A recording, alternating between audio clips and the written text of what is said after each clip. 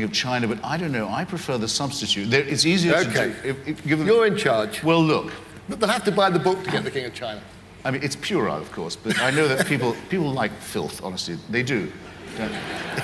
But the word games got better when our company was joined by the great, the imperishable Salman Rushdie, who I never can believe has English as his second language. That his first language is Urdu constantly amazes me. And he generally elevated the level of games. And actually, I owe my title in part to this, because one of his games was to think of a well-known title and think of how it didn't quite make it. The Big Gatsby. For Whom the Bell Rings. 2 Days in the Life of Ivan Denisovich. Mr. Zhivago, Good Expectations. So I contributed a couple of these, Portrait of a Woman, for example, Henry James, and Hitch 22. I thought I may need that one day. I think on that note, we will ask, is there any way of the lights being put up so that we can ask? I don't know if I want to see them. Gosh, wow. Oh. We haven't been able to see any of this. I can half see you, sir, there. Your lapel badge, I can't see from here what it is. Could you tell us what it is and why it's significant to you? It's the flag of Kurdistan. And the Kurdish people, as you may know, numbering between 40 and 45 million people, are the largest nation in the world without a state. And they live in a very unpromising area, roughly where the borders of Iran, Iraq, Turkey, and Syria meet, which is not where you perhaps would want to pitch your tent if you hope to be an independent and free people, but they've been fighting for their liberty and recognition for a very long time. And when I was young, it was a solid cause of the left, and some of you will know, well, you all better know, that they were subjected to a very thoroughgoing experiment in chemical and biological warfare a few years ago, and were driven into a state of utter desolation. And now, one of the biggest success stories of liberated Iraq, and in the northeastern three provinces of Iraq have, by the Iraqi constitution, their own independence, their own autonomy, their own parliament, and the right to strike bargains with other countries, to have an airport that receives flights direct from other countries, and so forth. It's the nearest they've ever got to having a free state. And in case you wonder, I'm on their side. And I think they need their friends. They also know who their friends are. They remember all those who filled the streets trying to keep Saddam Hussein in power. There's a gentleman on the other side, sir. This chap here, yeah. Good evening. In my opinion, you've made some valid criticisms on the influence of God and religion upon our society. Thank you. However, do you acknowledge that some notion of spirituality is pertinent to maintain a humility and perspective of our own existence, which does not necessarily depend on a notion of a God or a deity?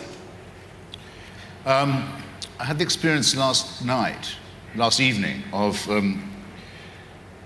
going in to hear evensong at the cathedral in Hereford. And just as the bells finished tolling, got there just in time for the start of the prebendal singers, and ran into Anthony Grayling on the way out, who, before I could say to him, "What are you doing here?" said, "Christopher, Hitch, what the hell?" And I said, no, I wouldn't miss it. And I'm glad I was there, by the way, because if it wasn't for me and a couple of old ladies in motorized chariots, the choir, the prebendal choir, would be singing to an empty nave, which I think would have been a shame. And George Herbert, who I think is probably the greatest, along with John Donne, the greatest English religious writer and poet, was at Hereford. And Lawrence Traherne was at a parish, actually had the living of a parish just down the road.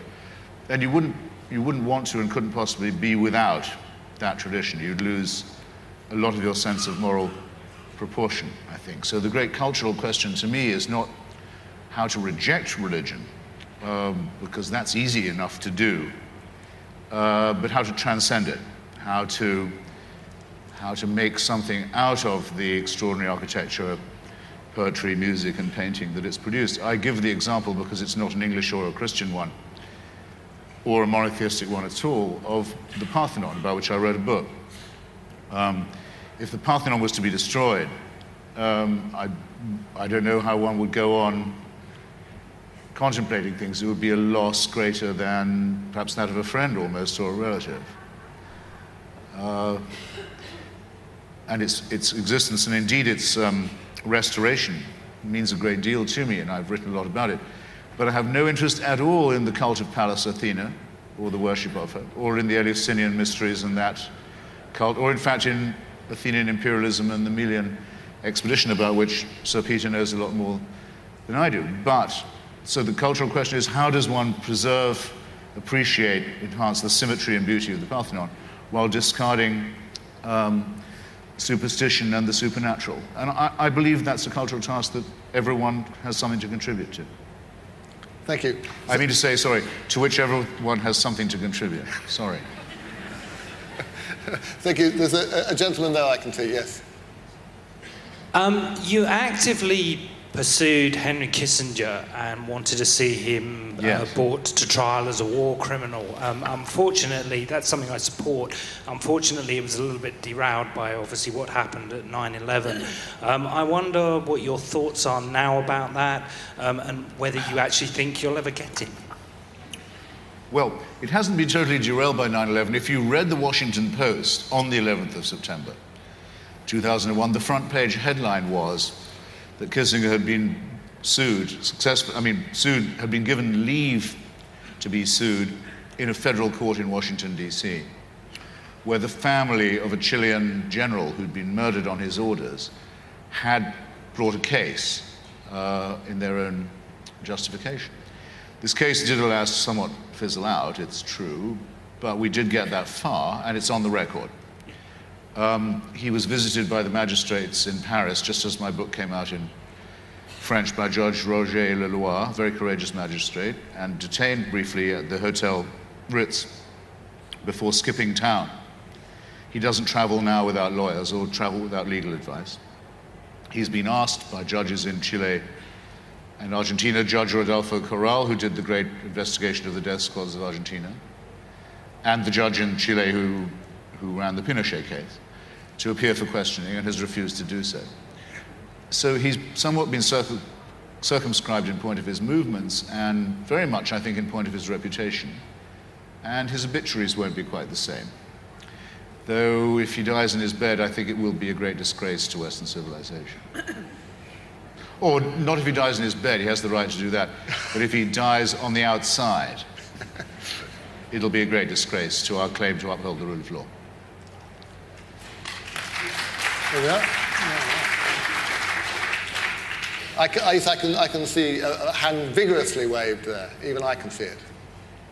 I wondered if you ever thought that you should get yourself elected and then you could be the Foreign Secretary and deal with the issues that you take up, so well, with the whole panoply of the states behind you.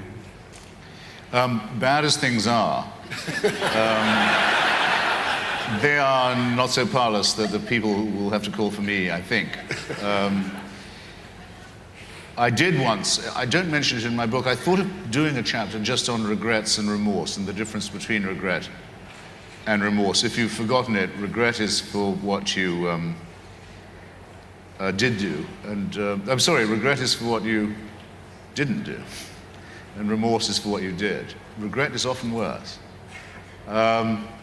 Anyway, in this chapter, I would have said that I wish now that I had listened to the guys in the Tavistock Labour Party who asked me to consider being their candidate when I was very young. It was then a seat held by Sir Henry Studholme, Conservative and National Liberal. I think Labour came fourth after Devon Nationalists or something. But it would have been it later fell into the hands of Michael Heseltine, but it would have been a noble seat to fight. I wish I'd at least run for Parliament. It should be the aspiration of everybody to serve their country in Parliament, and I didn't even try, and it's too late now, And then I was expelled from the Labour Party before I could think about it any further. And I'm proud of being expelled because it was because of Vietnam. There's a very good ending to this book with quite a lot of advice for people of this kind, of sort of a coda on.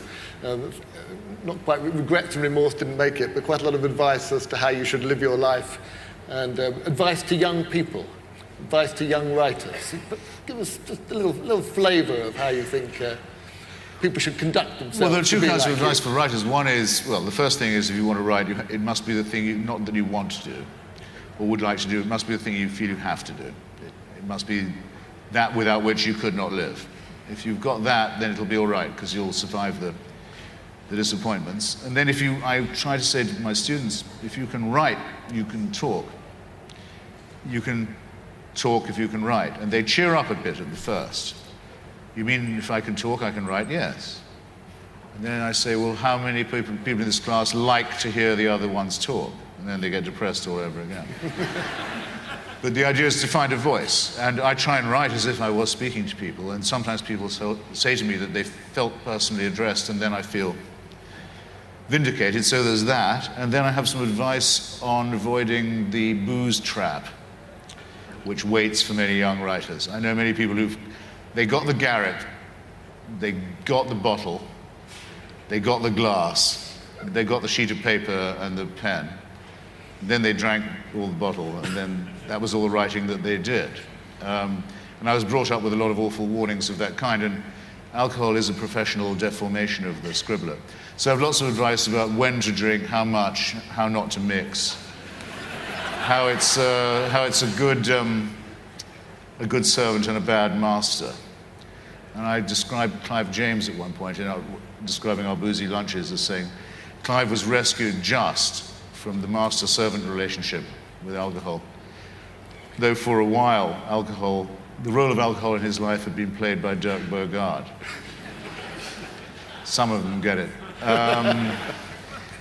But I still feel, 61 as I am, I still feel a bit of a curmudgeon giving advice to the young. I still secretly feel, they're not that much younger than me. On which note... Thank you for coming. Thank you, everybody.